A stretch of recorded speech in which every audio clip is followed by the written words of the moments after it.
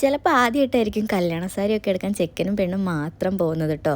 അത് വേറെ ഒന്നും കൊണ്ടല്ല, ഞങ്ങൾ മലപ്പുറം തിരുവനന്തപുരം റിലേഷൻ ആയതുകൊണ്ട് രണ്ട് വീട്ടുകാരെയും ബുദ്ധിമുട്ടിപ്പിക്കേണ്ടെന്നും കരുതി ഞങ്ങൾ മാത്രം ഇറങ്ങിയതാട്ടോ. അത് മാത്രമല്ല, എത്രയോ പെട്ടെന്നാണ് ഞാൻ ഡ്രസ്സ് എടുത്തത്. ആദ്യമായിട്ട് എൻ്റെ ലൈഫിൽ ഞാൻ ഇത്രയും പെട്ടെന്ന് സാരി സെലക്ട് ചെയ്യുന്നത്. ഞാൻ മാത്രമല്ല, അവനും അവൻ്റെ ഡ്രസ്സ് പെട്ടെന്ന് തന്നെ സെലക്ട് ചെയ്തു കേട്ടോ. അപ്പോൾ ഞാൻ പോയത് സിൽക്ക് മന്ദിറാണ് കോഴിക്കോടുള്ള. അവിടുന്ന് നമ്മൾ കുറേ സാരി ട്രയൽ ചെയ്ത് നോക്കി.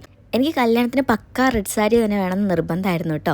അങ്ങനെ ഇവിടുത്തെ സ്റ്റാഫും ചേച്ചിമാരൊക്കെ അടിപൊളിയായിരുന്നു. അപ്പോൾ നമ്മളൊരു ഉച്ച ടൈമിൽ പോയതുകൊണ്ട് തന്നെ നമ്മൾ പർച്ചേസ് ചെയ്യുന്നതിൻ്റെ ഇടയിൽ അവർ തന്നെ നമുക്ക് ഫുഡും കാര്യങ്ങളൊക്കെ തന്നിട്ടുണ്ടായി.